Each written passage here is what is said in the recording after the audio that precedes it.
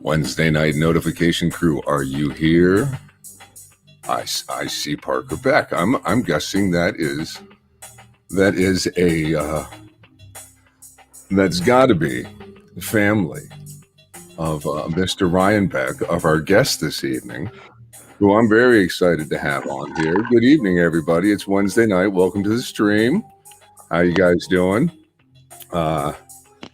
I love doing these catch-ups with the engineers and the technicians that I've been lucky enough to meet along the way of my musical journey, and now my extended YouTube journey, and bringing them into this. And tonight I get to have somebody who actually has done the Mountain Dew tour, has done a large number of things, and he has a great story, and we've known each other for 29 years now. He's probably one of the people I've known the longest within this business, and his name is Ryan Beck, and I'm really super excited to bring him on tonight for the stream. How you doing there, Ryan? It's good to see you. Hey, how you doing, man? Good to see you. Good, man. Really good. Thank you for being here. Oh, and so yeah, your boy's here, and my dad's Hi, Parker. here.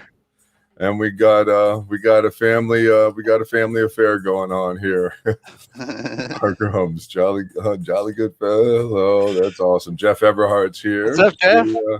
Him saying hi here while we settle into the stream and my camera unlags itself. We'll let everybody say hello to you. How you doing, everybody? Thanks for being here this evening. Hi, everybody.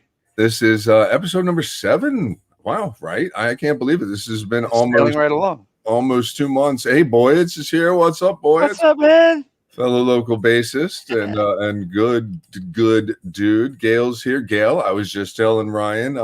Hi, Gail. I hope that Gail gets to join us tonight. I was saying, yep, she's always hanging around. Hey, and there's Gaz. What's happening, Gaz? What's up? Gaz.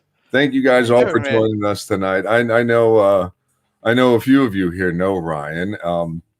And maybe as well as I do, but probably not. I mean, got to be honest, 29 years, Ryan. We've been hanging out. A long time, man. And it's funny because leading up to this, I've been thinking about all the things that we've been through. All the things that we've bit nostalgic. Yeah, it's really been something. And then Parker's giving a big old yo out. What's up, kiddo? Boy, good to see you, man. So yeah, it's good to see you, Ryan. And Juliet's getting in. Hi, here too. Late shout out. Oh, did she pop up? Yep, she did. Okay, late shout out to Juliet. Yep. And I don't want to waste too much. Hey, there's Evan G. He says, "Oh, hi, Evan. What's up, Ryan?" So shooting you the medal. But I don't want to waste too much time getting right into this because you and I can talk forever. In honor of you, I'm wearing the Mountain Dew. We hadn't even chatted about Dew Tour. No, not at all. That you spent a lot of your MSI career doing. Good, yeah, 8 or 9 years for sure. And there's Tim Collins saying, "Hey, yeah, you spent a lot of time doing the Dew stuff." And then in honor of you, also, I went to Royal Farms and got some chicken. Because our tradition has been to have our lunches together when we can, and while you were here it was easy, and now they don't get to happen so often. So I had some Royal Farms, and I'm like, great, gonna hang out with Ryan tonight. I haven't had Royal Farms chicken in a while. It's a good time. Got a brand new one right up the street, and it's that's right. Did they open that up yet? They have. Yeah, they opened it up, and it's a really good time. So look at this. Who's that guy right there? Oh my goodness, that's me. So you were at it at a young age, clearly. If you ask my parents, I was at it at age 5. At age 5 was when. So okay, that's about what this was. Let's get into it. Yeah, this is me standing in front of my grandparents' stereo. Okay. And I think it was like this old school like Radio Shack realist thing, and it was the first like piece of audio equipment I've ever interfaced with, and it had like little tone controls and bass and treble and all this stuff, and I would put headphones on and just screw with it all because nobody else could hear what I was doing. And I don't know, I would just sit there, listen to music, and play with it, and it would keep me consumed for hours, just screwing around and and it's Do you have memories of that? Do you have memories of those times? I do. I do. I Okay. mean, I don't. They're not super detailed, but I definitely remember, like a moment like that. Mhm. Like so you might. I have to look over at my grandfather, and I'm like, "Can I? Can I?" And he'd let me go Yeah, over, and I'd play with the, and it was great. It was awesome. that's It awesome. kept me out of their hair. And then so you kind of found messing with stuff like that was fun for you, and then you actually ended up becoming a drummer. That Well, yeah. I started off. I said music's been a part of my existence since I can remember. My dad was playing in bands when I was super super young, and when I was getting into middle school, and actually I believe this is high school right here. This is our high Oh, school okay. marching band. I've been doing concert band and marching band and that sort of thing. And I was even in the jazz band for 2 years, and just I was playing a lot of music, mostly drums. You played a little bit of piano, a little bit of guitar, but mostly, I was a drummer. Right, that's And that's how I went to all county and played in orchestras and all kinds of crazy stuff. Did the camps and all that. And I was really into it for a long time. And when I finally got through high school, I guess it was probably probably my sophomore year of high school. I got tied up with a couple of friends, and we started playing in a band together. I was the drummer, and it was more like kind of a rockabilly, uh, uh, original rockabilly band. I can't remember what Greg used to call it, but it was called No Fly Zone Nigel, and Oh, yeah, okay. yeah, Yep. I that remember was that. I remember that name, that. actually. I remember you talking about that from time to time. that Is that them? No, that's those are some friends of mine from high school, but Okay, I believe that's the drum kit that I was playing on. It was the second drum kit I ever had. that's Um, all. I, I actually got to buy it as a Remo. It was cool. The shells were black prismatic, so when the light shine on it, it was just like cast off rainbow kind of. It was pretty cool looking one back in the day, I guess. Back in the day, right? You were definitely happy to have it. I mean, and that's what as a kid, that's what is important. So that's cool. You started as drums and you also had other instruments kind of around and you already had the whole I love messing around with headphones and stuff like that. And so what happened? Where did you kind of I mean, I know like where you and I crossed paths, and it was right at the beginning of my journey into music in a way, playing out and having Panda Productions and Barry Yeager out as the local guy, and Jamie Rapan being who he was working under Barry, and then next thing I know, there you are, and your brother at many times too along the way. What happened? What was the in between that then for you? Because Well, that's you and funny I went because on stage everything together you doing just that. mentioned, everything you just mentioned, kind of all happened at the same time. Okay. And before I got into Panda, I was working at a nightclub called Max's on Broadway, Right. Okay. and Max's was a big music place before it turned into a cigar bar or whatever it is now.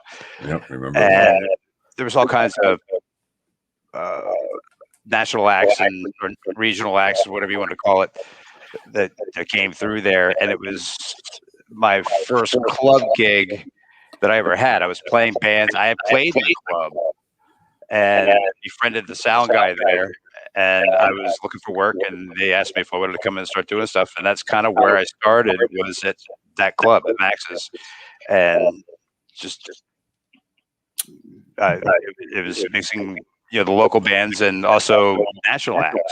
So you just jumped right in. You kind of right out of high school, you were in that realm of the club scene, doing the locals and the nationals, kind of the mix up on having to be ready for whatever the night was going to throw your way, basically.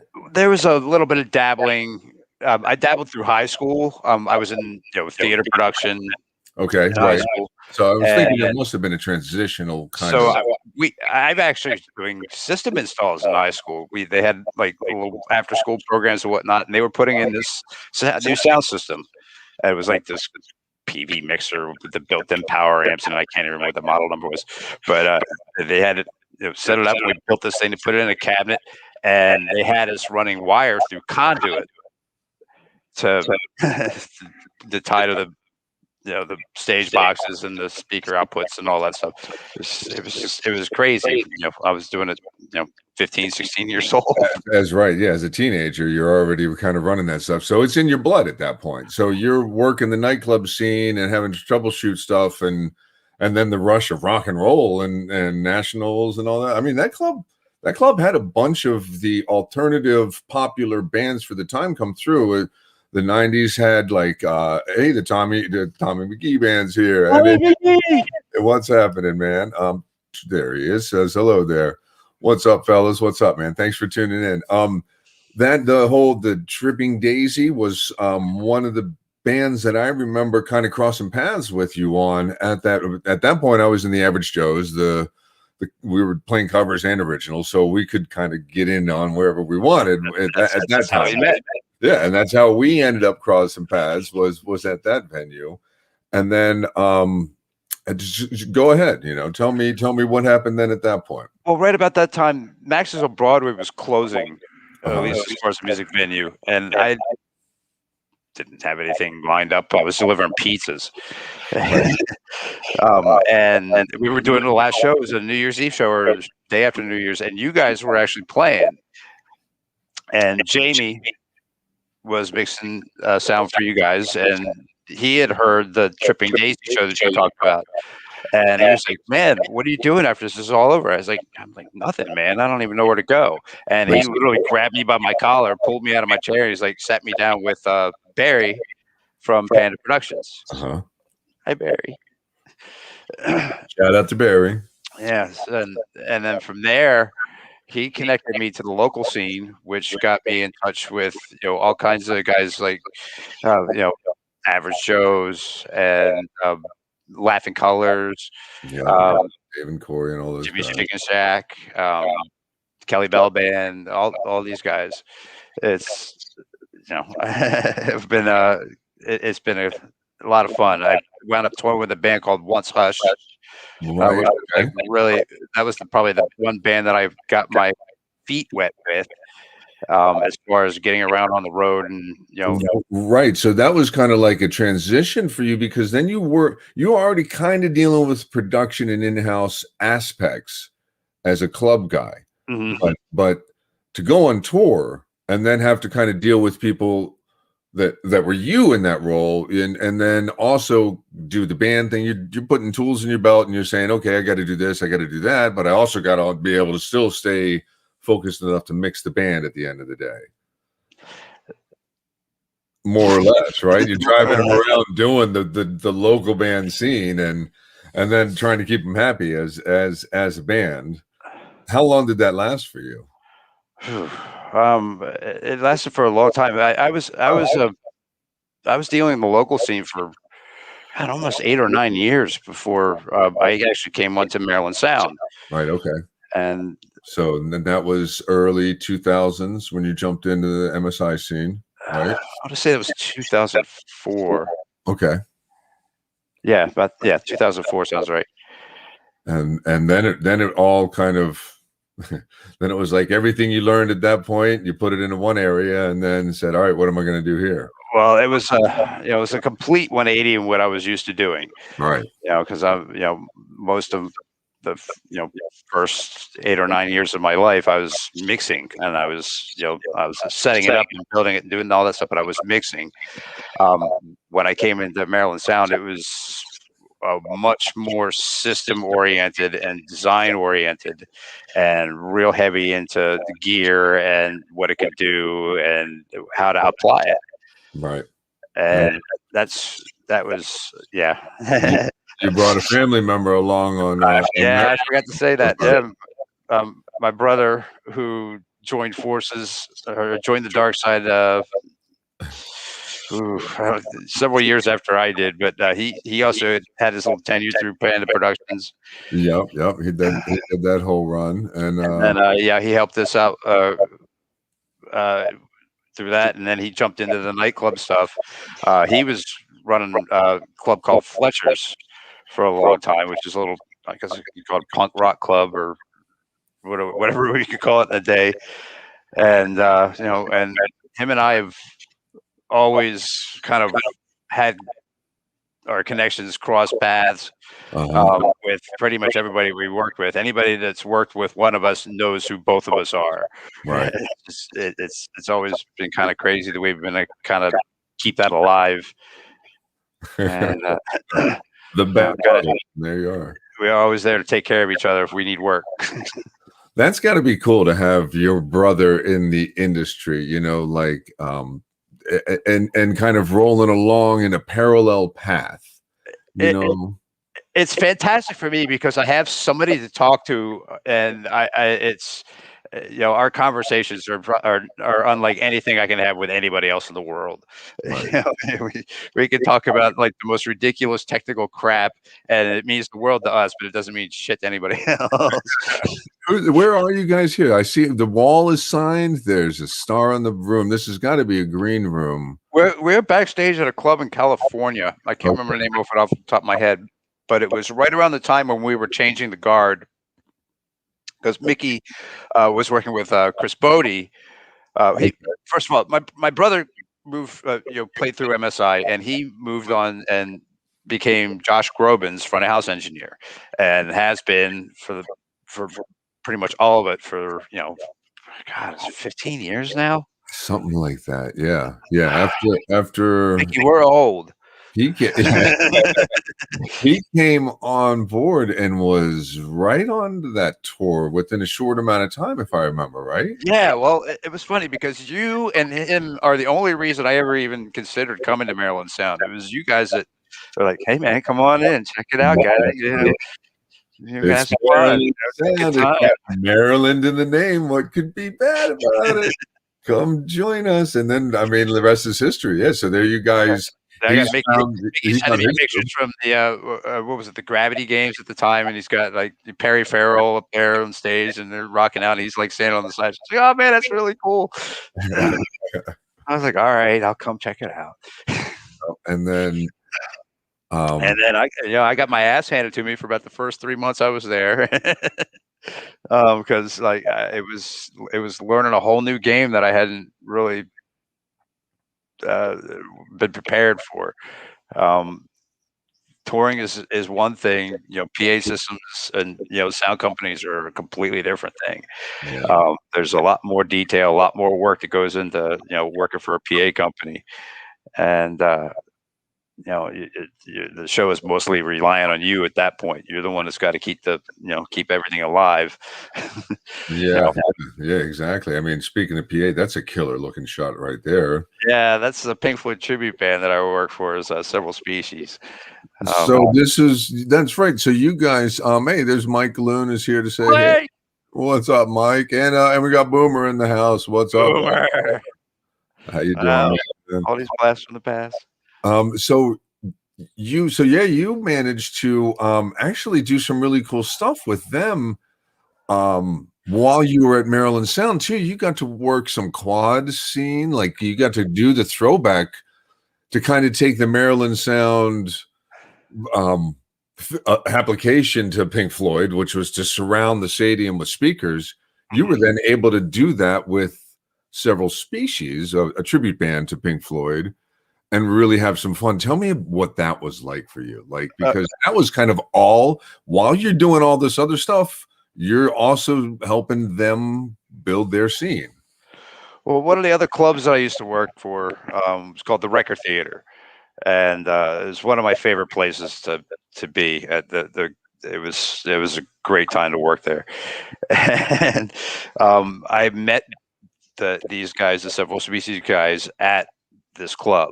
And I think I mixed monitors for him the first time I ever met him, and I was like, "Ooh, this is fun! I've got to mix this show," because I have been Pink Floyd has been my life since I was probably 17 years old, right? And I've watched all the concerts on videotape and everything. I actually got to see him 3 times. Plus, I got to see David Gilmour a couple years ago. But it's That's the most cool. phenomenal show I've ever been a part of. And these guys were really trying to get something going. Right. And I love the music so much that I helped them out as much as I could, especially through the club stuff and whatnot. And we got some other friends, allies that I made through Maryland Sound, lighting companies and stuff like that. Um, Jay Snyder Yeah. uh, Oh, kind of took the lighting helm. He owns a big, part owner of a big company, and we were able to turn the production into something really neat. Full blown lasers and all that stuff. And I kind of wound up being the pseudo production manager for all of it, to try to get it all coordinated together for him and whatnot. It's been my little pet gig for the he did handful of an shows. amazing job, and you did an amazing job with that act. Every time that I managed to catch him, I was just like, holy moly, the lights, the sound, everything is just incredible. And the band was always just stellar, And so to see like that kind of production put into what is essentially a local band, but they were traveling and doing regional stuff too. You guys were out there doing the same kind of thing, on that level. And that's intense, especially for that much stuff, because you're not doing it on the high budget production that you used to, like on a Chris Bode or a Josh Groban tour, or but Yeah, everybody's got day jobs, and right, their schedules don't always line up, and so you're trying to get a sound check and a rehearsal going, and what do you mean the bass player can't show up till 7:30? We're supposed to start at 8. You yeah, know, it's just like these little things that you deal with, and yeah. You don't have the whole day to load in. You have about a 15-minute window and all that stuff. exactly, and they are complex. It's a big show. They got all the background singers and all the crazy keyboard inputs, and stereo guitars, and George plays a Leslie guitar, and it's just like I can't get a console big enough to accommodate all the inputs, so I just have to slash what I can Right. and make it work. Yep. And then so at that point, when you when things then kind of moved on, you found Chris Bode, like you were changing the guard there with Mickey, and then you hit the road. I mean, like you've hit the road before, but like you hit the road, you were hitting China. You've hit, like, when you would come back and tell me some of the places that you had been to and some of the people you had run into, it was like, first off, friends, but then also like, oh yeah, and then Sting was there. It's like, oh yeah, no, Sting, right? Okay, you know, Well, it's funny because the touring has always been a love of mine, and getting it. Just kind of backtracking into a second, the that's where I've gotten most of my love from it, is to be able to sit there and to mix the bands and to make them sound good, and that sort of thing. And when I took to the Maryland Sound route, and I'm dealing with all the the systems, and trying to make it pretty for everybody else to come in and sit down and mix all my stuff and have a good time. It's like I said, it's very different. The Sorry, I'm starting to lose track of what I was saying. well, Um, Mike Galoon is throwing you into Dubai here. He says, oh, "Bye." yeah, and that's So where I saw. That's probably the last time I saw Gaz. time you saw, yeah, right. That's funny. And then here he is talking about it. But you're saying how the just kind of the mix of all of it, and how what it meant. You had backed up some, and Yeah, I mean, touring has been one of the greatest things I ever did, and I started doing it with like the local kind of stuff, and like I said, once Hush was probably one of the first bands that I ever really kind of got my feet with, as far as actually running around the country, and the it's really neat, the connection that you make with people when you're out on the road. Even though I'm not part of the band, I'm still part of the process, and people have an appreciation for it. But and you get to interact with the people in all these different cities, and just kind of they're always kind of eager to thank you for the experience, because usually it's a pretty cool thing. At least everything I try to Kelly Bell. Yeah, I mean, speaking of interacting, he knew how to do that for sure. I always loved working with Kelly. He's a great positive energy guy, and he always knew how to put a band together. Do you feel like you could sit and watch and learn? Well, something I like to always ask is, was there ever a moment where you felt like you wanted to jump on stage as a musician, bring that drummer back that is inside you? Was there ever a moment? And like some people say, absolutely not. It never really ever crossed my mind. And some Well, people are like, yeah, there was this. I do a little bit of because when with the way Bode Tour operates, we don't have a lot of people working for us. Uh-huh. Okay, it's basically the core band, and it's me and my tour manager, and that's it. Everybody else is either hired guns locally, or it's like the people, Chris and the people in my band, and we get to be a little more involved with with the process than what most people would be. You have your front of house guy, and you have your monitor guy, and they have their duties and that sort of thing. And but I have to run through and kind of do all of it.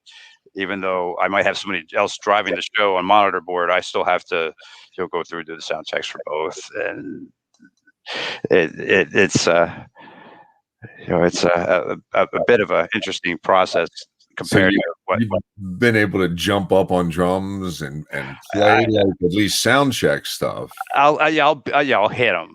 But I haven't played in so long, and I think we were somewhere in Poland, and with the Bode group, and it was great touring through Poland, because we were actually on a kind of a bus tour. But they were trucking stuff and all the gear, so we had the same equipment all the time. Usually, when I fly with the run around with the Bode group, everything we do is a fly date. So it's PA du jour. Usually, I have 3 different consoles that I have on my rider that I can get, and all the backline is rented: drum kit, piano, upright bass. All that stuff comes from a local vendor somewhere wherever we play. So that gives us so much flexibility to bounce around and do what we call dartboard routing. Okay. Where you could be in Amsterdam one night, and then be in Jacksonville, Florida, the night after, and then go back over to Europe to finish out the run, just to do a private. So the only way they possibly could have made this happen was exactly we're not carrying anything. Yep. I carry my little Bricasti reverb. And that's an essential for you. That is Chris's big thing. It's part of his sound. He won't play without it, more or less. We've had issues in the past where obviously something had to be done, whether the thing exploded, or it got crushed on a flight to wherever. That happens quite a bit. And you have to go back to that whole, I like to fix stuff. You have to remind yourself every once in a while that you like to do it. It's I've always been a reverb guy. Yeah. I've always tried to have fun with reverbs and that sort of stuff when I mix. It really adds a lot of dimension to what I'm doing. And the character of reverb is really important to me, the tail of it, and how it interacts with the instrument. And I hate plate reverbs. I hate them.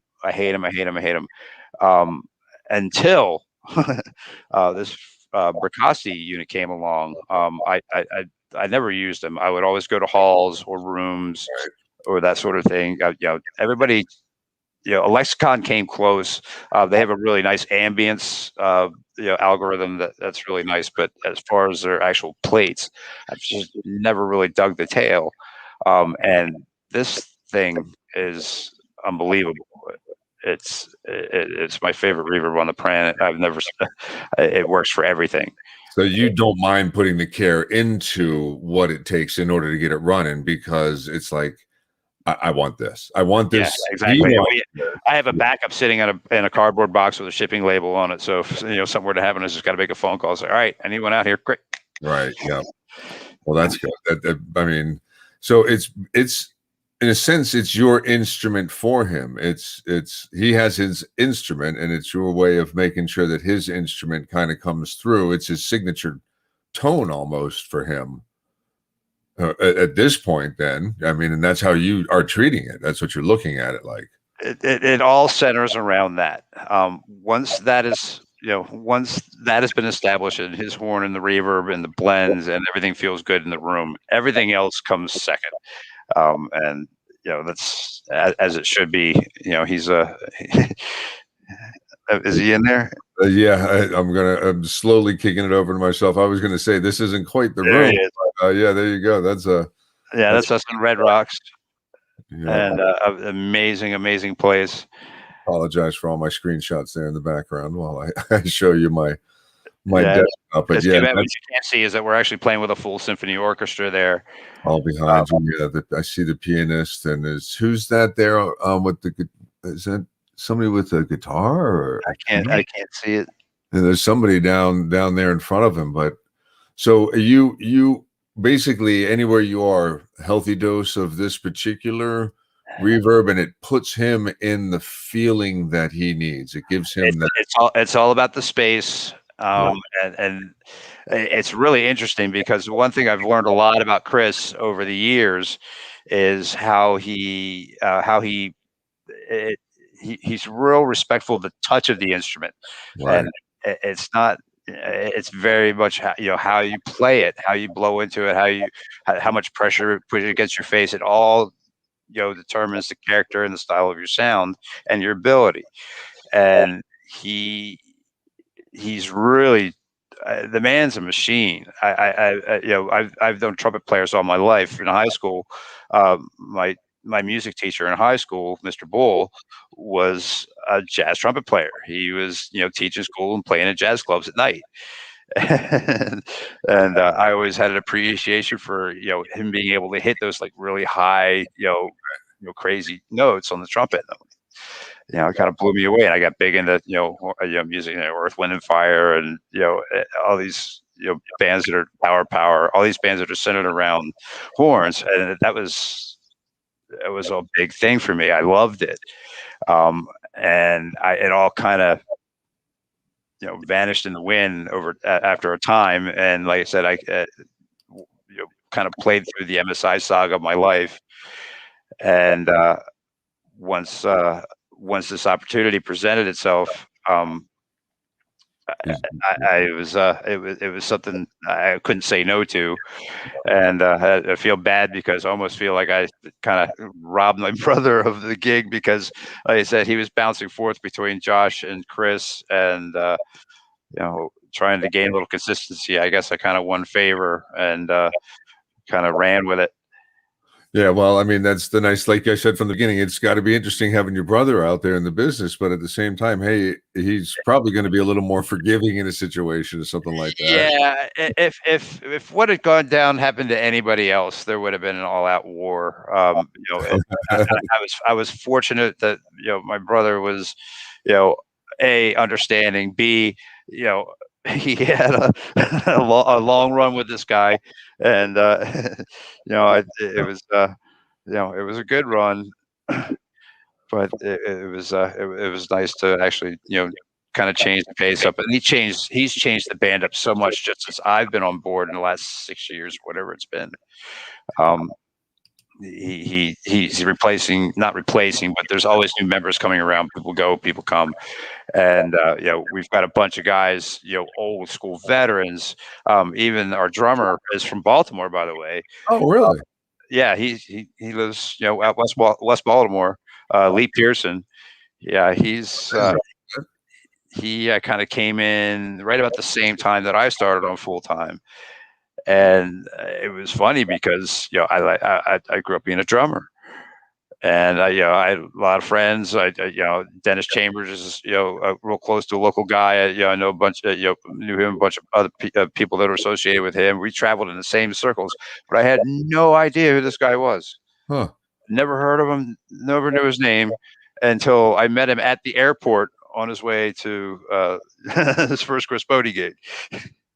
That's funny. It's funny how it all works out. It just brings you places. I'm sitting here flipping through some of your pictures. Man, you've done some crazy stuff. Okay, hold on. So we got it. Let's bounce around for a second. Chris has definitely been a part of your world, but dude, I just pulled up this pic, and this I don't think too many people would quite understand what's going on right here, but I think a couple people in the crowd that are watching right now know exactly what this is. All right. Okay, so tell our viewers here, everybody that's watching, not only are you out there, you're mixing that last picture I had up was you with the Bodie and Sting together, but then like here's a couple weekends later, you're here in West Baltimore. Then and what's going on here with this? All right. So my friend Andy Alexis has he's a DJ, and he has this little organization he calls the Garage Boys, and they're very he's from oh god, I can't remember, Trinidad. Yeah, right, yep. And yes, that's right, Jeff. And if you look all the way in the left corner of that picture by the generator, you'll see Dimitri. Oh, right on. Yep, right over here. Yep. Dimitri, he's killing it. His streams are killing it these days. I don't know if you've caught him at all, but No, I haven't. I haven't. He's doing great. Yeah, I bumped into him a couple of times. As a matter of fact, the last show I did before the pandemic hit, I bumped into him, and it was pretty cool. It was like old times. Awesome. Yeah, the pandemic changed everything for him. I mean, he has one hell of a story. I want to talk to him. But so what we're really looking at here then is like this PA is on. Where is this? This looks right now like right, so this is on a flatbed truck. It's a 48-foot long flatbed truck, and it's got a 150 kW generator on the front, which is green, block on the front, and then just behind that are 1, 2, 3, 4. There's probably about 10 amp racks of about 5 racks, 5 amps in each, and it's powering a massive horseshoe of speakers on the back of it, which is basically all subwoofers and line arrays stacked straight up and down. And like I said, it's in a horseshoe all the way around. And this is a parade float for Right. Griffin Fest that we ran through West Baltimore. We actually started doing it in DC, but we ran it through Baltimore, and it was one of the loudest things I've ever experienced in my life. Besides things that I'm not allowed to talk about, but well, I think that particular place actually has its own website, so we could probably talk about the really loud boom booms. Yeah, well, yeah, that was the loudest thing I ever did was being in a room while that stuff went off. Yep, exactly. That's definitely some loud stuff. But then they like the boom boom too here in a different way. Here, I'm lagging out because I got so many different pictures that I'm pulling up directly. Okay, so I want to get a couple more of these shots of the Garage Boys. I'm going to put their stuff next to each other here in this one. I think this might look all right. Oh, here, if I do this, I should be able to get. So this is the crowd. It looks like. So they're driving these trucks in through a big old crowd, right? It's like I said, it's a parade. So there's a bunch of these trucks, and there's like marching. All right, so, yeah, there's these marching bands and all this stuff. It's like I said, it's a whole big Caribbean thing, and people are dancing the streets all around it. And we were always the last truck in the parade. Like I said, we had as much as we had PAs stacked as high as we could go. 13.6 or whatever your max truck height is to clear under a bridge. And we just slammed it with as much power as we could, and a little bit of acoustical voodoo, and people would just dance behind this thing for blocks, and follow the parade forever. I mean, it ran for a good, I'm not gonna say 2 hours straight, just running the whole path. But you have all these people dancing around behind the truck, and behind the white truck, you can't see it, but behind the white truck, there's actually a water truck. with two guys on a hose with the hoses on top, spraying down the crowd from time to time. Oh my God. And there's baby powder getting flung everywhere. Every people's dancing. It's sad. I never got a chance to actually see one of those. I never really did. But I always was around for the builds and the stuff like that. And then so here's a view from that Exactly. was what we saw originally with the crowd was one side of the truck, and then on the other side is a mirror image of the PA. Is that what we see here? The middle. So you're seeing the back of the PA. And a matter of fact, I think we're looking at the back of the subwoofers right there at that point. Yeah, okay. And then you can see as we kind of just crammed right in the middle of the back there. And the only way to get around it was to climb over top of it, and then you can see the back of the DJ right in front of us. But that was the command center, and I said you've got 16 stacks of speakers all over around this thing, and they vary, so time alignment and phase and all this stuff is really imagine. Speaking of cleaning it up, yeah. Speaking of phase, so not only did you have just a mayhem going on around you, but you're having to keep the audio going, and you have to keep the boom boom going, and keep the and keep the generator from farting out, because they don't like riding around on those little trailers. Yeah. Well, Right. the dirt in the bottom of the tank sloshes up, and then the Sliding fuel gets clogged up, and the whole thing shuts down. Oh, really? Oh, that Yeah, we happened? actually had a tech on the truck with us with two fuel filters in his hands, ready to go if the generator ever shut down. We actually lost him pretty hard one year. Wow. Oh, yeah. So I mean, I remember they came back quite happy a number of times. But I don't remember that story. That's pretty wild. I'm trying to get that's a lot of heat exhaustion. I've got a couple of Times Square pictures here that it looks like that are pretty interesting. So then you would be doing just such a wide. You'd be right by the beach, and the next thing you know, you'd be up in Times Square.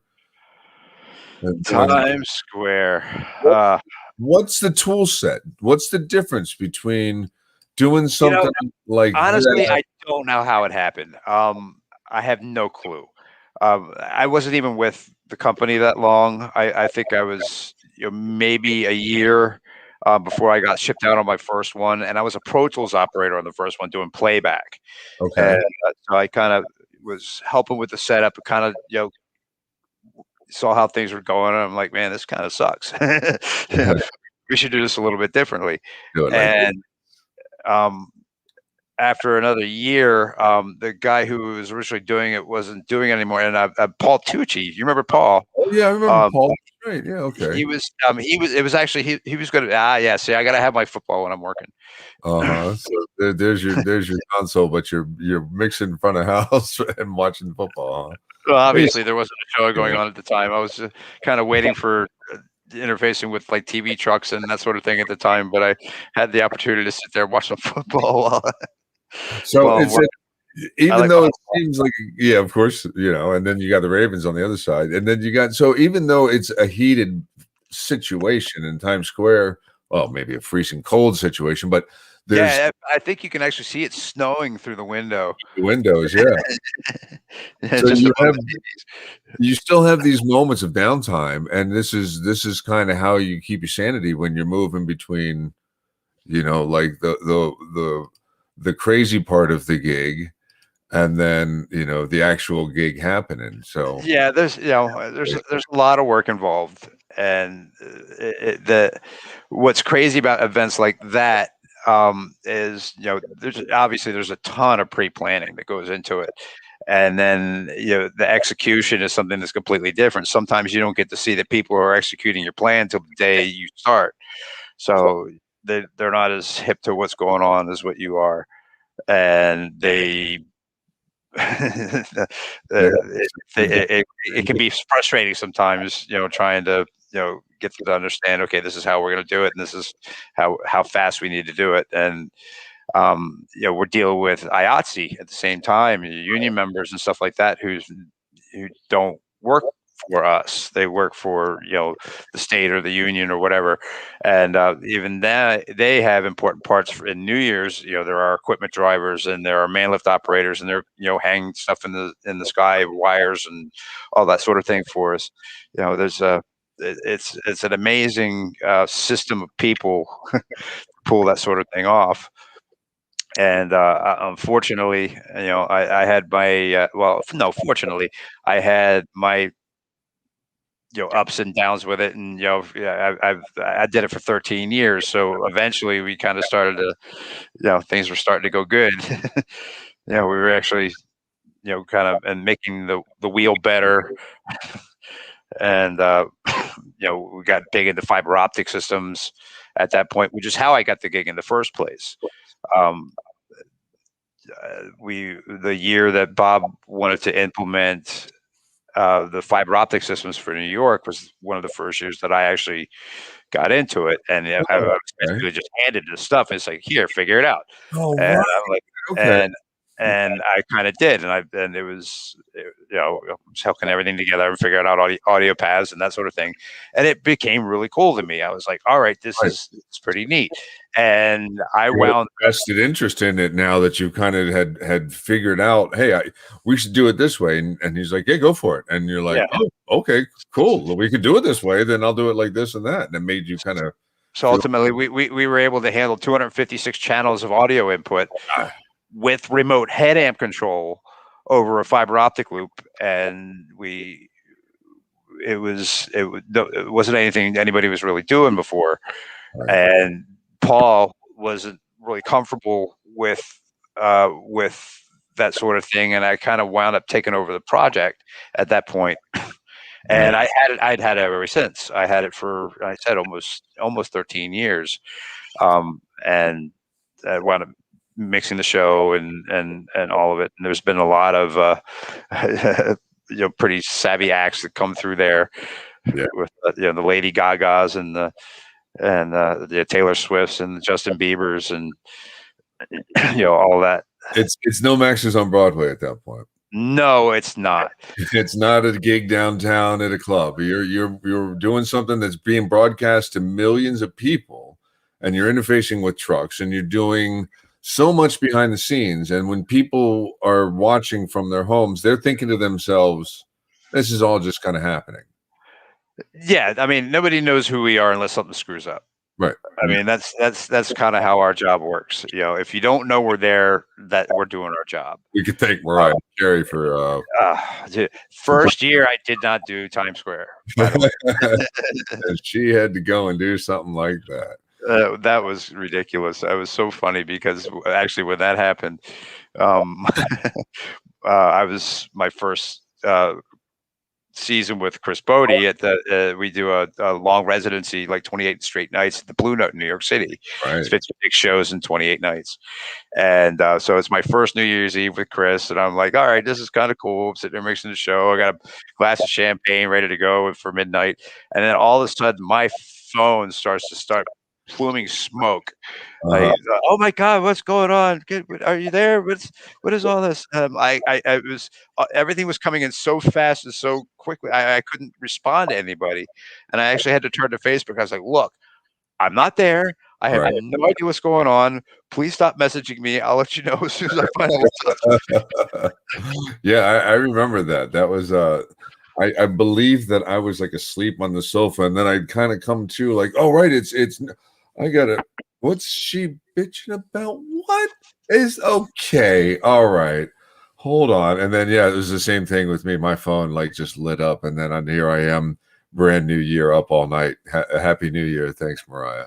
Well, it's a funny story with her because I know exactly what happened. I knew it as soon as I heard what had happened. I knew exactly what had happened, and it happens every year, and it happens with probably 2 or 3 acts every year where most of these bands nowadays they'll sing live, but they're singing over the track. And so the music's even though there might be somebody up there rocking around on a guitar or drum kit or whatever, everything that's coming back is pre-recorded. And the what did he say? I missed it. He realized it was you, and then he realized that you weren't working at it. All right, thanks for distracting me, buddy. I forgot what I was talking about. Well, no, there's a certain amount of there's not always communication, even within a camp. That's about all we may have to say there. Is that even within a particular one camp or trying to communicate to the sound company or this or that, sometimes even within the singular camp, they can't even get their stories straight, and yeah, the mess happens. The mess does happen from time to time, and it's all a lot of the job is doing damage control. Oh my goodness, Yeah, so this is Larry King. the late Larry King. Yeah. So I've met a lot of people on the Bodie run, over the last 5 or 6 years. These guys were, I never felt like I was in an old school gangster film more in my life than at this moment. I was definitely, I felt like I was in Goodfellas with everybody that was around in this room, and they actually got up and they were singing it. They got up and sang a tune with our band. Wow. Oh my! And so? What did Chris? Was Chris just like, "Hey, jump on up here"? They're in the Yeah, house. he kind of stepped aside for this one. We had an idea it was coming. We didn't really know for sure what it was, but we had scores of music to kind of. I don't know. You can see our bass players kind of Yeah, glancing he's out, reading. trying to figure out. Yeah, Yeah, see but that. we printed out a bunch of charts, and they kind of wung it. But it was fun. It was some private party somewhere. Yeah. But we've had lots of crazy people, joining us on tour. We had John Legend came in and sat down with us through our for a song in the Blue Note in New York City, Okay. which was just fantastic. That guy is pretty legendary. Yeah. He came in for, I don't know, it could have been more than 45 minutes. We kind of sat down and worked through the structure of the song. They do a quick run through with it on his phone, and he goes home and he practices until showtime. Wow. And it was pretty neat to have him come in and just completely throw down and nail. He stole the entire show. Obviously, the man is he's a great blues guitar player. He fit really well with the band. We also had John Legend yeah, John Legend. was playing. Wow. Okay. So no, I mean, I picture him as a singer and a pianist, but he was playing guitar with. It was guitar, and like I said, it was more of it wasn't any kind of like traditional jazz thing we were doing. We were actually doing an old Frank Sinatra song called "The Wee Small Hours," Okay. morning, which is kind of a slow, but we turned into kind of like a slow bluesy thing, and he got the like floor over our band for a good long while. It was pretty neat. Yeah. I have a pretty great YouTube video of it. That would be one of those moments like I was asking about. Like, was there a moment where you would think to yourself, I'd like to be jumping in on a little bit of that action as a musician? There's a lot of things, even in the local scene, there was a bunch of stuff like that. Jimmy's Chicken Shack was like, that was one of those bands was like, oh man, I gotta get on that. I want to throw down on that band so hard. Let's go. I could do that. I'm gonna rock this band. Yeah, we always had so much fun with our sound guys, and you were one that we never really got to jam with. Jamie would get up and play drums every once in a while. Noel would get up and do some stuff when he was there, but for the most part, it always just kind of worked out. Yeah, the drummer's there. We're gonna play. We're gonna do what we do. But I remember you and I have never really even had a chance to jam together all these years. After all these years, I always try to think. I think I've seen you check. We almost did one time. There was, and I apologize. I didn't even think to pull this picture up, but there was a time where you guys had, you've always had the little drum kit either over at the hostel or in your little cottage. Uh-huh. But we set up, stuff in the war zone at the shop at Maryland Sound. Right. I actually sat down and I was jamming with Sully. And we were waiting for you to show up, and I don't remember what happened, but it never worked out. Where you didn't come around. We were waiting for you to come in and pick up a guitar and play with us. I do remember when all that was going on. I know I'm trying to pull up because we're talking about the Chicken Shack days. It looks like there's a Chicken Shack picture in here, and of course it's making my little laptop lag out here. But come on, computer. Yeah. So there's a backstage pic, and I recognize the haha shirt. And so yeah, this would have been with the Jerome Jerome Day. Yeah, post all the Jimmies. Oh, and there's your brother back there too. So that's No, I don't think he's in. Is he in that isn't that picture? Mickey there in the green right next to you? No, it sure looks like him though. No, I don't think so. Oh, it really does. That's funny. But yeah, that was a lot of fun. It was it was a reunion show we were doing with I think it was his 20-year reunion. Bring your own stereo. Okay, then I must have been there that night then because I was definitely there. Well, the original Recipe got up on stage and played.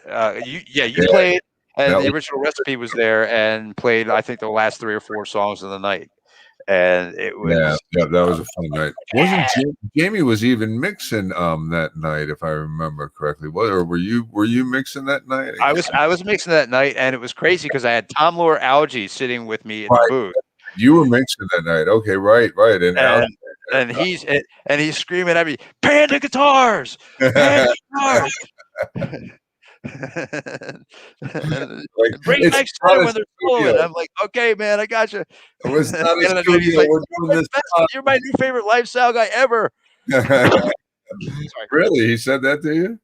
Yeah, it was great, man. That's And interesting. I'm sure he was in that room when that picture was taken because we had a that was a really really cool thing, as to hear from Tom Lord Alge and obviously his brother Chris are really big in the Yeah. the record business. It was really neat to have somebody like that come in, kind of give you a thumbs up. Yeah. I mean, he has plug-in suites named after him. Yeah, yeah, they both do. But it really is the local scene that really kind of brought the world together for me. The Chris Bode stuff is really cool in the fact that I've been able to work with so many tremendous people, and even we had Sting as a part of our group, probably 4 years ago, 5 years ago, Yeah. where we were doing a run through Europe and Asia, and he was it was basically half our show, half his show, where we do a bunch of his music and then half of our music, and it was fantastic to work with that guy. I He's always. almost clicked on Sting again accidentally, and if I do, it kind of Now starts. this is actually John Mayer. Yeah, so there's a John Yeah. Mayer one. The Sting thing I have here is an MP4, and I just can't. Oh, don't do that. Yeah, I clicked on it, and then I managed to close it up quickly enough. But Yeah, there yeah. should be a still in there. Yeah, I was looking for one, but I can't see one with Sting. But I did find that John Mayer. You had John. You're just Sting, John Mayer, Chris Bode. I mean, that to me is one heck of a lineup. Like that's some serious players up on stage. You've got to Yeah, be. it was, and it's humbling at the same time. And I don't know if Mike's still watching, but Mike Loom was with me through that Sting run as my monitor guy, and he he got a little ran through the muck on that one, but he did a good job. It was, it's really hard. It's really hard to uh, you know keep everybody in the right frame of mind, because it's not just what you're hearing. It's making sure that they have the confidence that if they need something to change, that they know it's gonna work out. And there's I wound up having to spend a lot of time with Sting on stage so that he could explain to me, what it is that was what we were doing, what he wanted, what he was hearing, what he didn't like, what he did like, and it was really great. He's such a proper English gentleman, no matter what he does. It's That's great. fantastic. I imagine he's got to be pretty laid back and low key. But it would be so interesting because I think every musician has a different way of speaking to a sound guy and a different way of defining things. And Exactly. And when you get into that caliber of artist, um, that that that's not really well defined. yeah, You really have to just kind of be on your best, offensive as far as, okay, does he look happy? Is he shaking his head? Is he giving it a look? What's going on up there? And I'm having to do this from front of house. Um, I said we had a couple of rough days at the very beginning of the tour, which happens to Oh yeah. everybody. Yep. But I wound up having to spend more time on stage than I usually do, and so I've got my mix going on out front. And I have to walk away from to kind of make sure everybody's happy on stage. But it puts me in a position where I can be more detailed with guys like Mike, who are the ones that need to repair the problem, who aren't getting the information that they need necessarily from the artist, other than that I can't hear it, Right. or this doesn't sound right, or can I get a little more blue in my mix? It's. I was going to ask if you've ever had to come. I'll never forget Travis saying, "Yeah, she asked me why is it I need a little more purple." And I don't know what I would say at that point. And that's the language though. You can't, then you're dealing with a professional. You can't just turn around. You're going to be off that stage. And no two people speak the same language. Yeah. I spent a lot of time, like I said, in the local scene, and working through Maryland Center and coming through all these, terms for things and gear and operations and that sort of thing. Then you get into touring, and it's like, oh God, this is this is nothing like what I was doing before. And it's nice because, like I said, I spent a lot of time running around at the beginning of my career with bands, and I keep bringing up the Once Hush thing, but I've always kind of found a connection with just about every band that I've ever worked for, and in that you kind of start making connections with the people in different cities that you work at. Yeah. And certain cities are much more receptive to different music than others, and it's really kind of cool. And the thing that it really brings it home for me is the people's response to the music, and how they receive the band, and what they're really willing to go through to enjoy that music. Back in the early days, we were going to town, and we didn't have any money, and we're trying to make friends and get people to come out and see our shows. You really find out, there's certain cities that have just the best people that are willing to kind of get really involved with you. And there's so many family connections that get made over that time period. It's phenomenal. Even on a bigger level, you still start to feel that, because you could feel that in a band like Once Hush, where you're going to end up on a sofa one weekend and in a hotel another weekend if you're lucky, and even when you're on some of the bigger acts, you end up in situations. I mean, look, these guys here, they are all on their own, Yep. That's we were flying. It was my first private plane ride ever. We had just gotten off of it, and we almost didn't make it down because you could see all the fog in the background. We were trying to make it from a private we were doing on somewhere up in Oregon, or Washington State rather, and trying to make it back to the Northeast. And the only way we were going to make it was to take a private plane.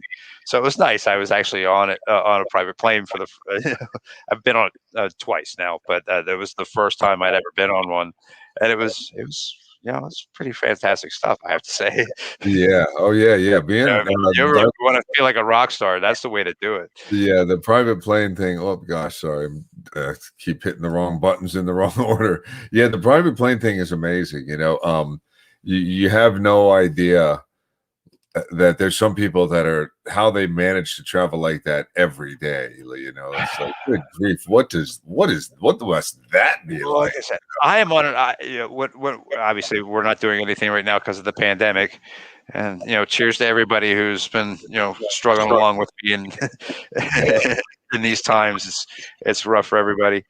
Yeah, but it's funny the way. I said I've been all around the world, and there's some amazing places, and there's some not so amazing places, and the one thing that was really interesting to me that I've come to realize rather recently is that the relationship to, like you said, with a band like Once Hush, and what we were doing and the places we were going in relation to Chris Bode. And we've actually visited some of the same places. That's cool.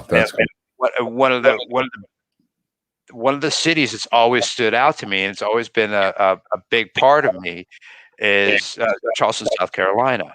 Oh yeah. And we were always, as Once Hush band, we made our biggest and best friends there.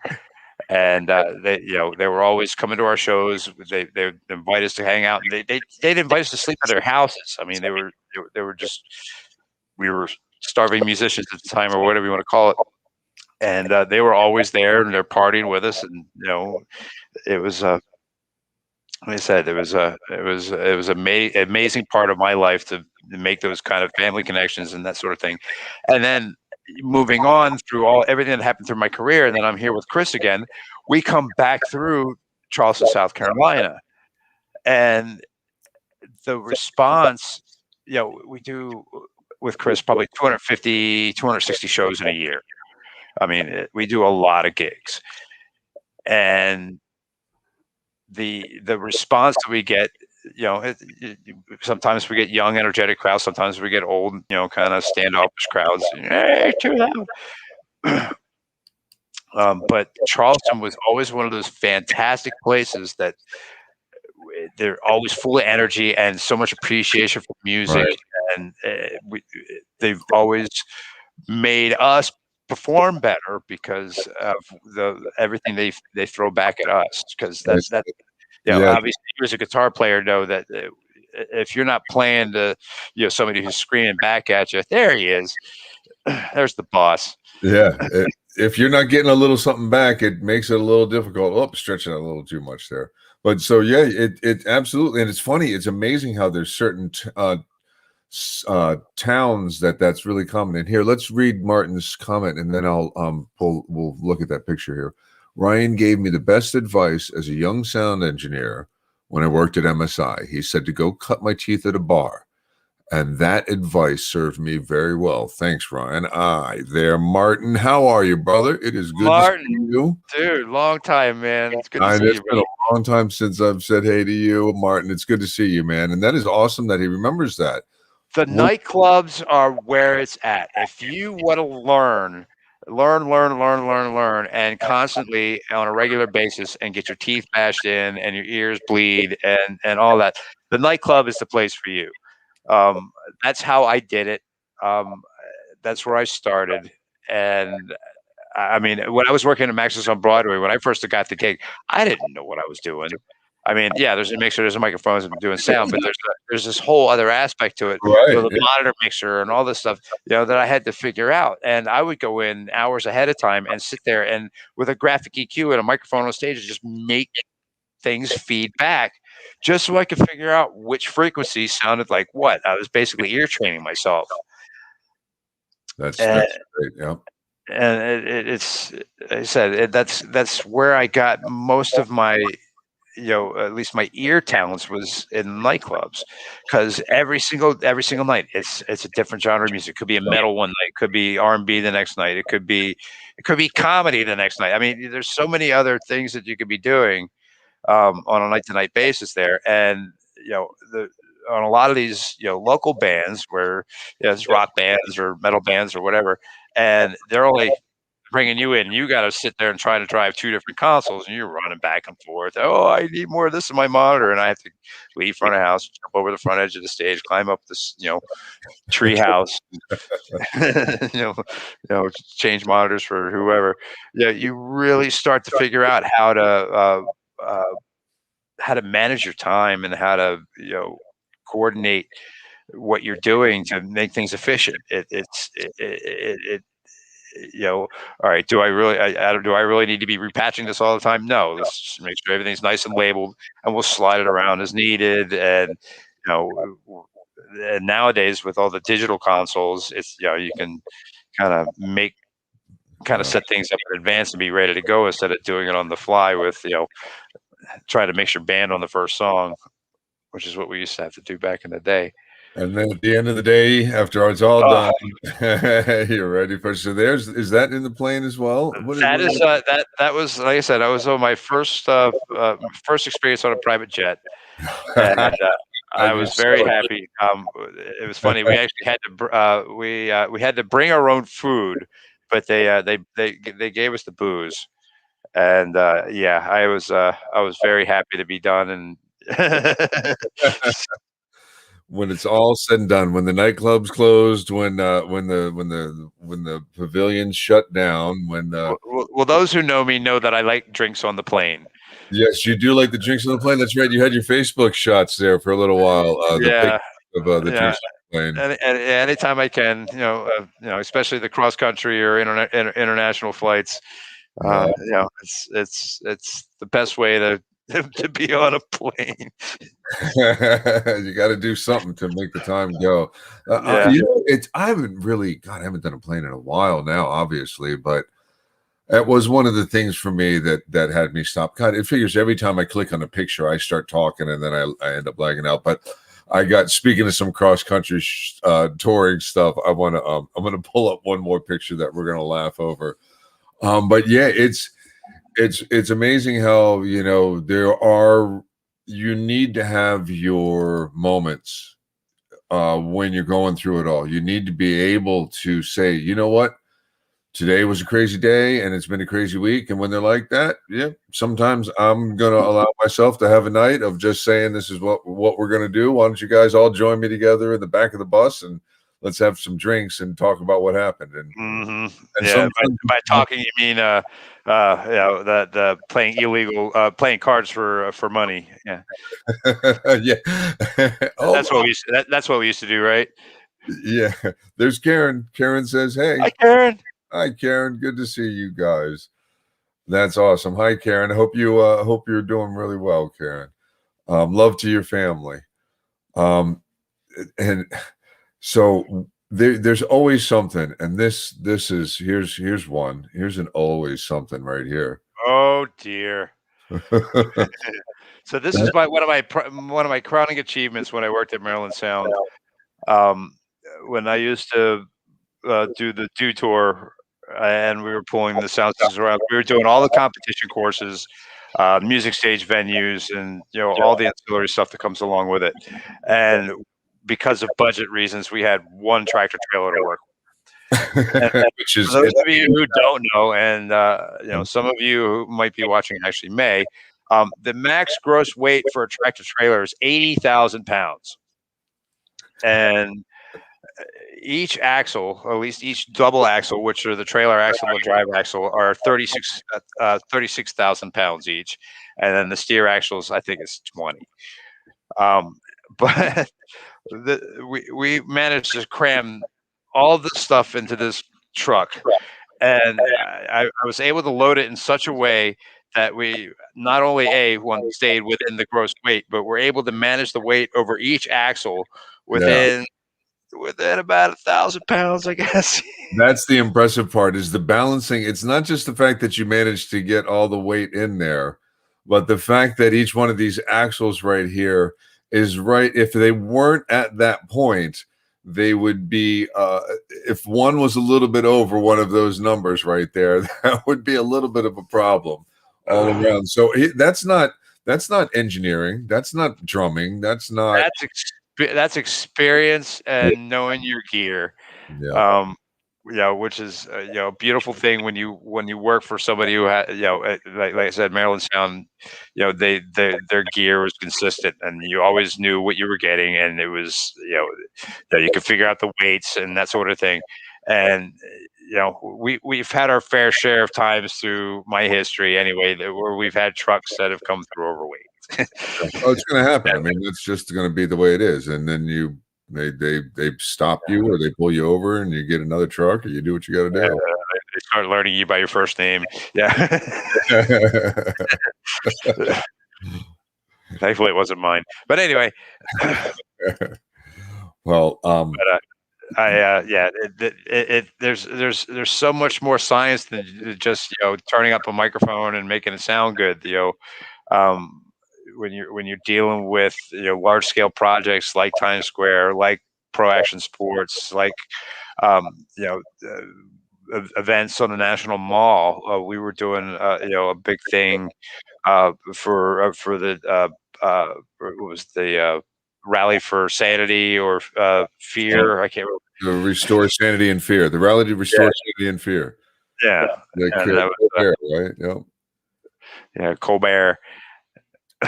And Stuff like that. I mean, these events were epic. They had tens of thousands of people there, and these are sound systems that stretch across thousands and thousands of feet, and getting audio from point A to point B is not the same as it used to be.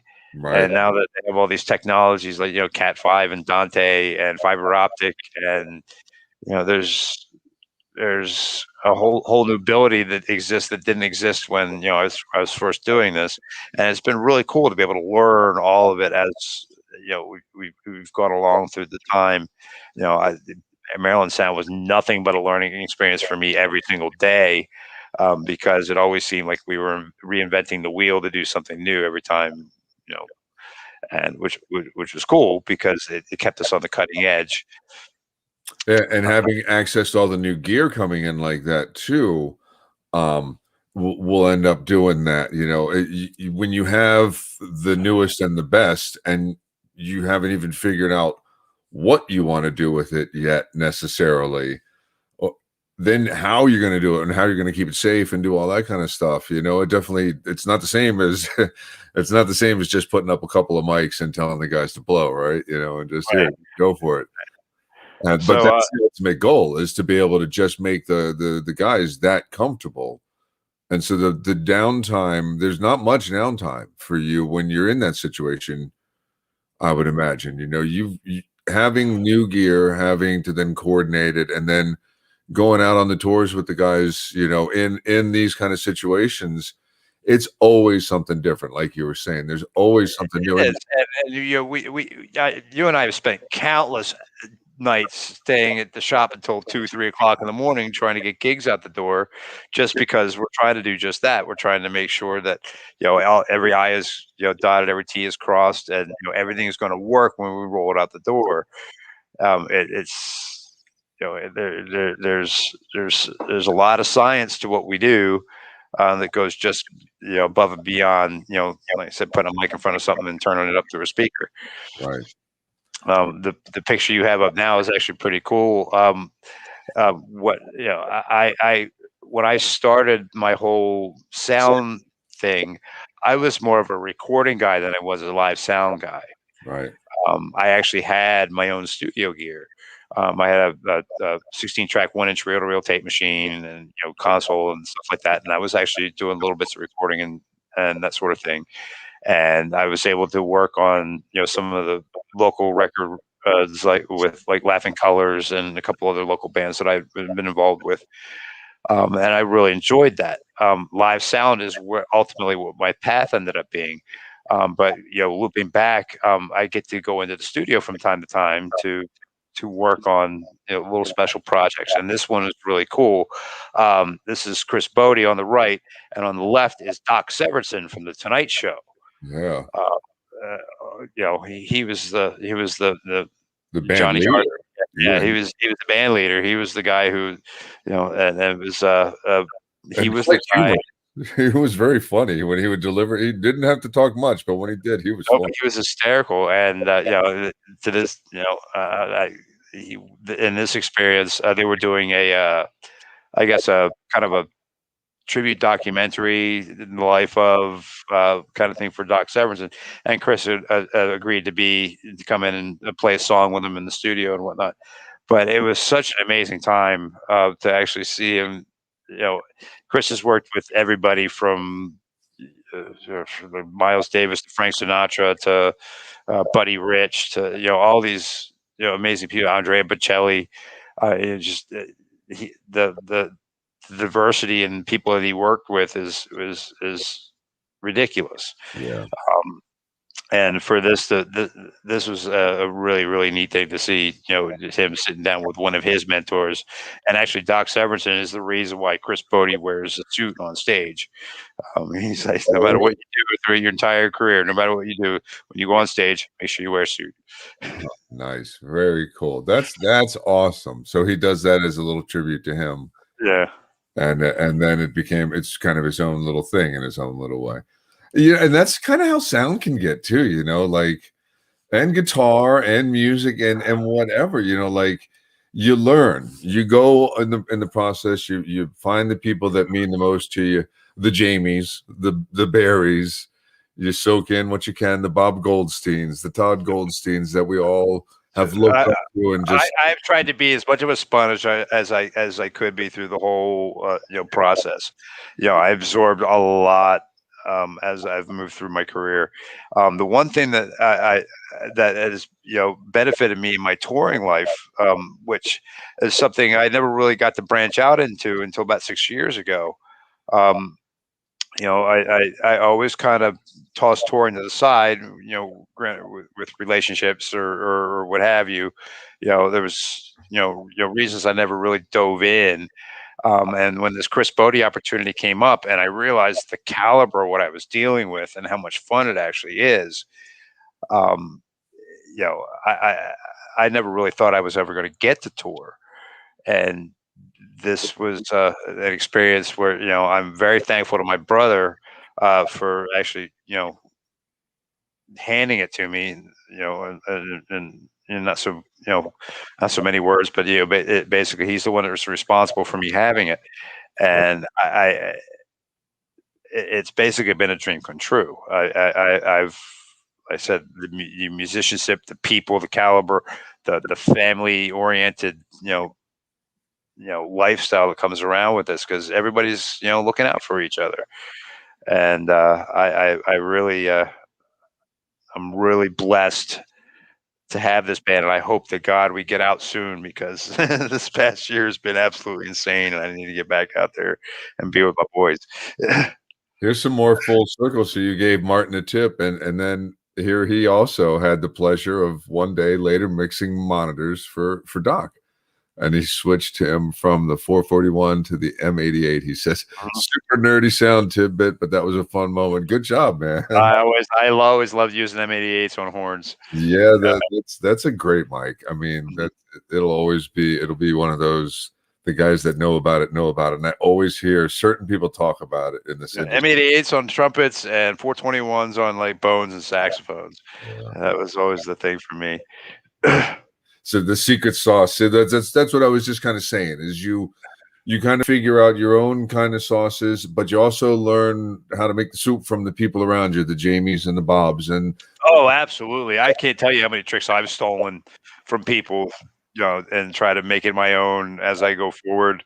yeah, Um, Especially with Chris. I mean, I'm going to say, I literally took the gig and ran with it exactly how, my brother handed it to me, which was, it was fine. It was great. We had everything I needed. But as, things started to evolve and I was able to change little bits of things here and there. We were never on in-ear monitors or anything like that when I joined the group. And the one cool thing about when we partnered up with Sting for that bit of a time is that my drummer got used to it being on ears because there's click tracks and there's timing and stuff like that we're trying to synchronize. Um, and from there, it was like, oh, okay, now my band's on in ears. My band can hear each other now. right, yeah, Right? For 2 years, I'm playing with these guys, and they haven't been able to hear each other. And right. now all of a sudden they can hear each other, and I'm like, holy shit, man, this is really cool. And it had a whole new dimension to the band, and it, it's more and more fun now. And hi, Alan. Alan, Ah, that once, all right, this Al, is a lot of fun, Alan. You're very right. These are a lot of fun. so Alan, and I don't know if anybody else is, Lauren or Greg, or if anybody else is out there, but once Hush, it was like I said, they were my first tour family. Those we were we were pretty tight, and we went through a lot of pretty crazy times together, and it was literally it was one of the coolest experiences that I can recall through my entire history of actually doing this. They were one of the biggest influences on my life as far as the directions that I took within it, and the music was just something I loved, and they're great people and whatnot, and I really wish one day there'd be a reunion, but I think I've kind of threw in a towel on that. I still have a Once Hush CD here. I still have, gosh, I have that drummer from Periphery, his band from when he was like 16. I can't remember the name now. Hybrid Theory, I think. Yeah, there's a Hybrid Theory. I have so many local bands from that ended up becoming like hey, Chester Copperpot is here, which there's just no way that's not a code name for somebody. He wants to know your thoughts on PV gear. This is becoming a thing on my stream. Is somebody? Oh, sorry, Paige. I just threw Paige's ball right into. Oh, hi, Paigey. Hi, Paigey. PV gear. So PV gear, PV gear has its place, as does everything else. Back in the day when I was first, really trekking through this stuff, there was a lot of PV gear. There was the PV powered heads and PV guitar amps and all this sort of thing. And it was the PV Mark III, I think is what they called it.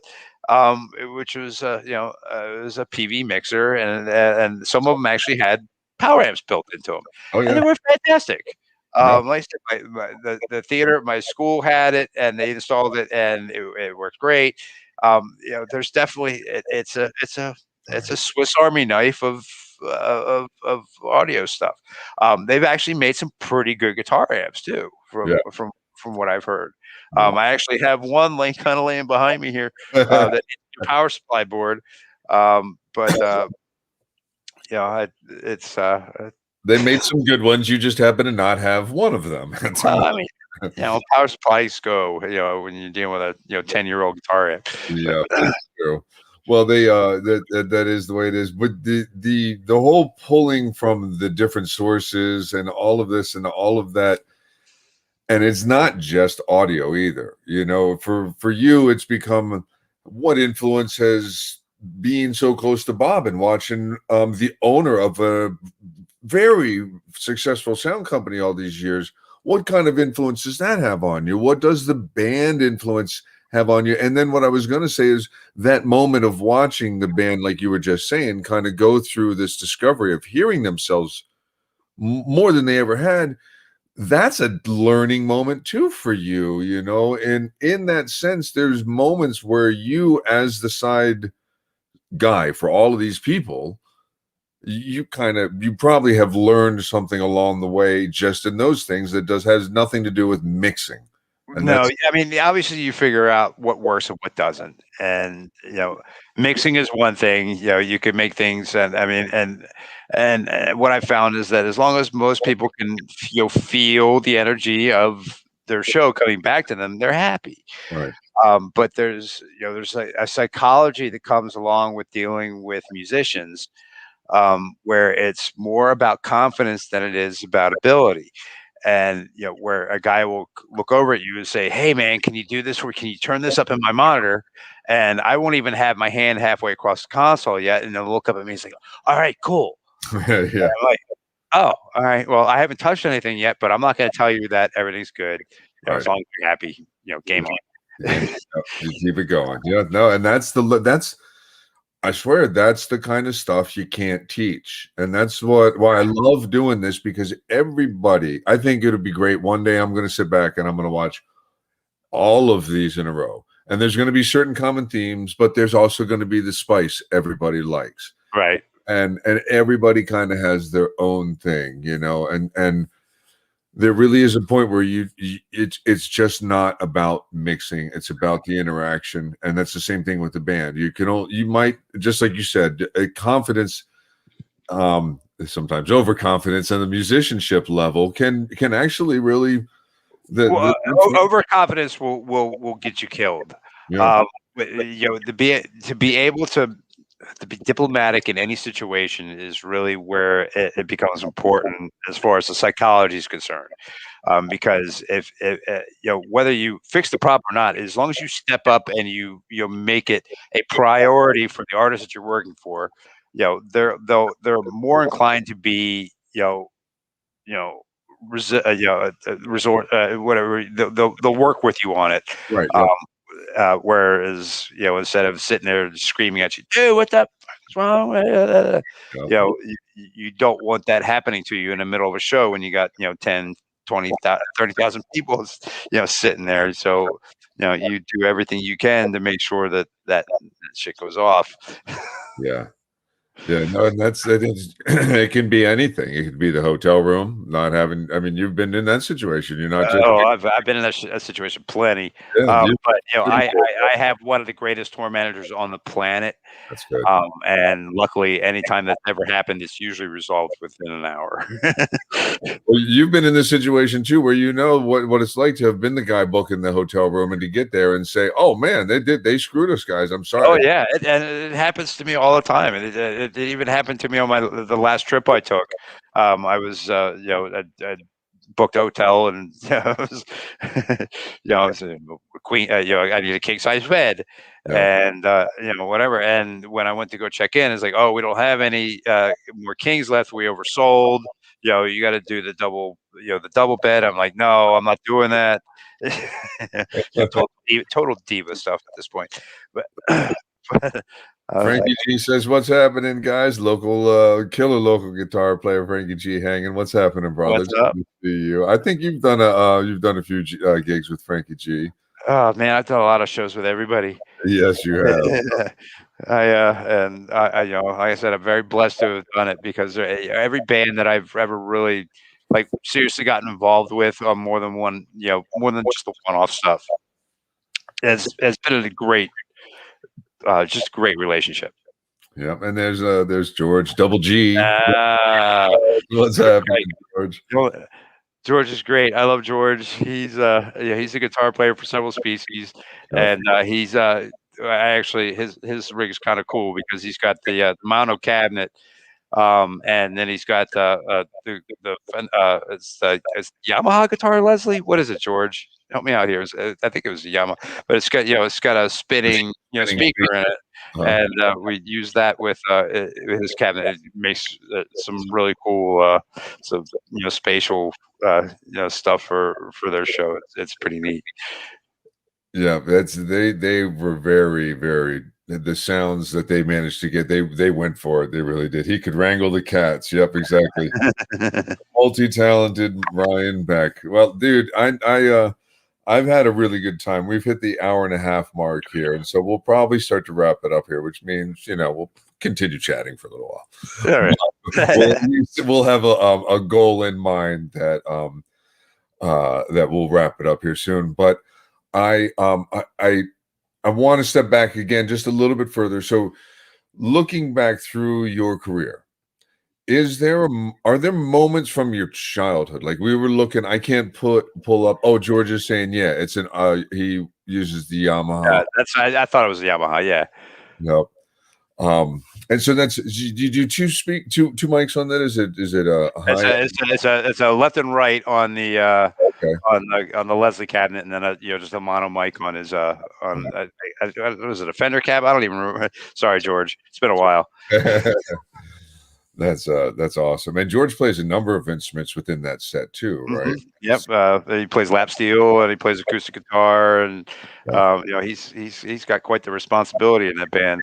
Yeah. Speaking of wrangling cats. Yeah, well, that's that's the Oh, and actually he runs all the quad material too. Now that I think about it. oh, right on. So going back into your past, you were looking back all through all these fun big things that you did, but like some of the personal moments for you. Was there a time where like you got off a gig or you got off a tour and you really just said like, man, that was the best? Like, what was that run? Tell me a little bit about it. Um, that's a pretty tough order. Um, Yeah.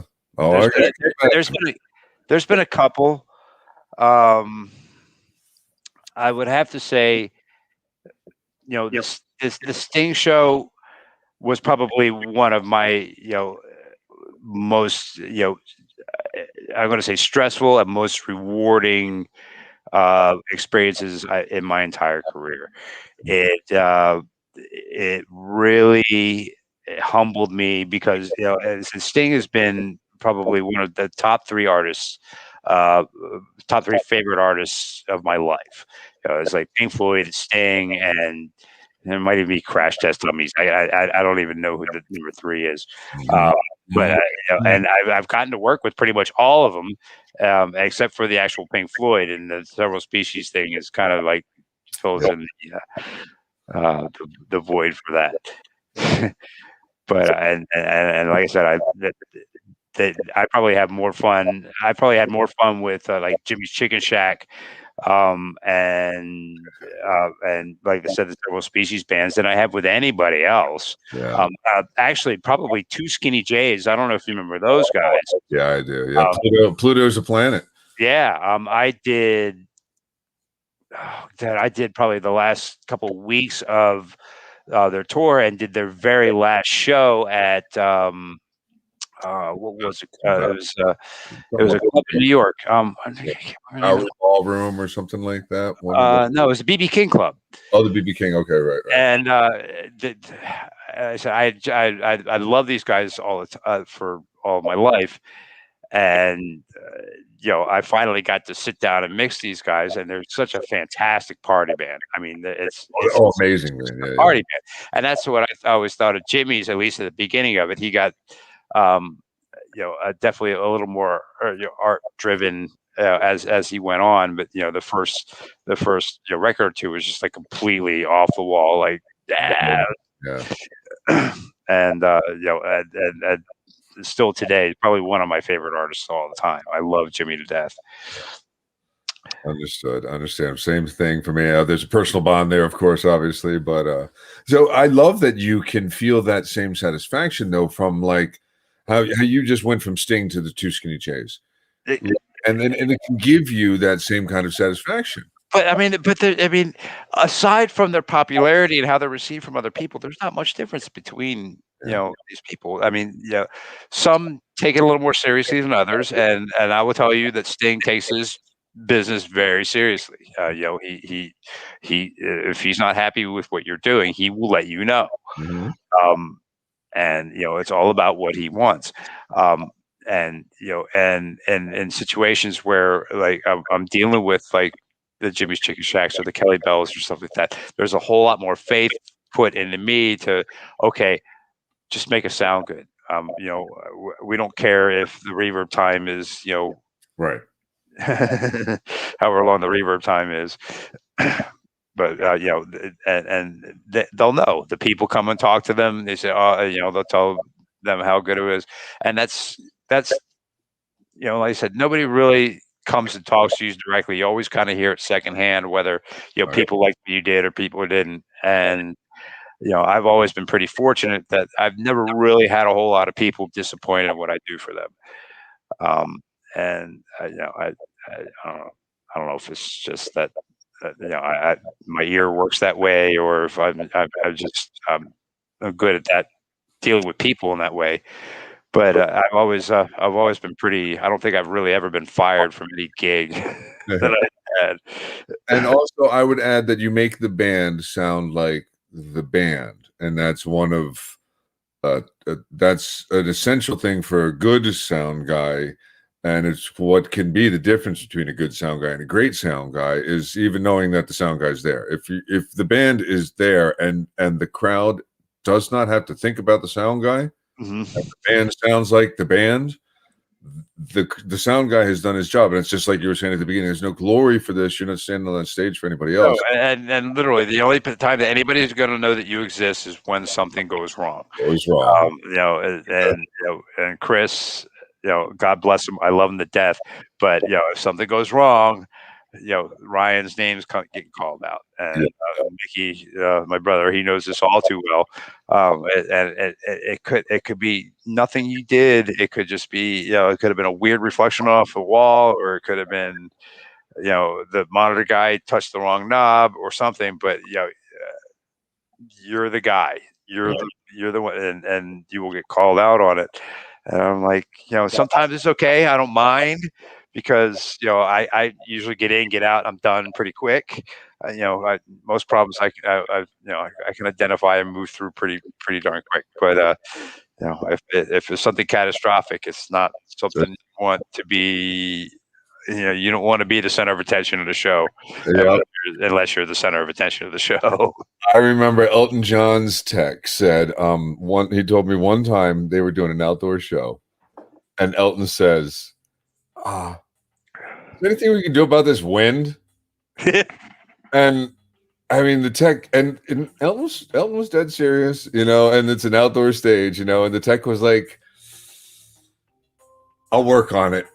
And Elton's like, cool, yeah, okay, and that's that confidence. If you can just give the artist the confidence, like, yeah, I got you, buddy. I'm gonna do what you can.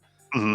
So they can go right back to it. It's the same kind of thing. It's the crowd, the artist. You're the chameleon within that. And I'm so glad we've had that. First off, that I've watched your brother come into the scene. I remember Mickey. You bringing Mickey around. I remember Jamie and you guys. I remember that New Year's Eve night. So all these stories, there's so many more that we could tell here. Of course, the average Joes, all the times up at it used to be Padonia Station. We were trying to figure out what it was. It was, I guess, Christopher's back then. Right. We really hung out, but. Yeah, all of this, ran into some issues playing illegal, playing cars really for money in the back of Barry's truck. The back of his truck, yes, that was Barry had the best production truck. Yeah, he did. But we could gamble all day in the back of that truck. I mean, that truck was designed to just exist in. You go. Well, yeah, but if you think about it, you've been in the sleeper trucks before. Mm-hmm. He really had it figured out quite right. Yeah. You get back there, you got a bunk up top, you got a bunk below. The bottom bunk turns up into a table with two chairs. Two people can live in that truck pretty comfortably. You pretty much go all up and down the coast and into the inland some. For a nice I wish he had two of them. It would make things a lot easier. But that truck was phenomenal, man. He really he taught me a lot at the very beginning of all of this. He taught me not just audio wise, but the man taught me how to change the clutch out my old Toyota. So you never know what you're gonna learn. Exactly. Get into this business. You really just don't, and you don't know where it's gonna take you. And that's why I love my Wednesday night streams now. And I love the fact that you were able to join me and do this with me. I love the fact that your boy was here, and thank you to all the people that have been hanging out. We've had a lot of people hanging out and saying hey to you, and I really I can't thank you enough for being here, Ryan, and sharing your stories and all those great pictures. I mean, like I feel like there's a few that I didn't get to, and don't worry about it, man. I'm sure we'll do this again. Yeah, I've been saying it as I've been doing this, that I want to get a little round table going with a few people in different parts of the different camps. So yeah, we'll actually talk some tech. Yeah, and actually sit and talk it. Yeah, not just talk about the stars. And all it's nice because I rarely get to go through my old history like that. It's really easy to kind of forget your past, and just kind of going through this with you has been pretty neat as far as drumming up all the the nostalgia that comes along with growing in this business. I mean, it's 30 years is a long time, and like I said, you've been a part of it for almost all of it. Yep. And it's same for me, for you. So I'm really glad, Ryan. Thank you very much, and everybody in the chat. And next week I'll have and also thank you for calling the Audible with me. I was going to have Patrick on this week, and you were going to be next week. Yeah. And this whole schooling thing and the the whole all pandemic, there's not all much that. going on. So I was happy Yep. to. Yeah, well, that I appreciate you doing that. Oh, and then and Alan says it put a smile on his face. Well, thank you, Alan. And so he was with Once Hush. Yep. Yeah, Yep. he was the keyboard player for Once Hush. Okay, cool. Yep. Great guy. Seeing Him and Lauren and Eric, and Greg, and Greg. There's 2 Gregs. Greg and Greg. Yep. Well, that's awesome. Again, thank you, Ryan. I appreciate it. Thank you, everybody, for hanging out here at Texas Cheers, everybody. on the Wednesday evening. Yep. You guys, cheers. And hopefully we'll all be out celebrating in a nightclub and a big venue or somewhere really soon, listening to music. If you're in Baltimore, it sounds like the Record Theater might be opening up sooner than anybody else. So hopefully, middle of next month or end of next month, we might actually get to see some shows again. So yeah, they're going to have a limited capacity, but it's going to be at least 100 people. I think. I would imagine so. Yeah. Anything they can put in there is going to do great. I'm really looking forward to getting in there and reliving the dream. That's right. We didn't really even get to talk about your record days. So it's 30 years is hard to cover in 2 hours. So. Yeah, that's very true. All right, man. I will. I thank you very much, and I will talk to you later on. All right. All right, Double D. All right, good, man. Yeah. All right. Thank you guys for being here. Bye, everybody. Take care.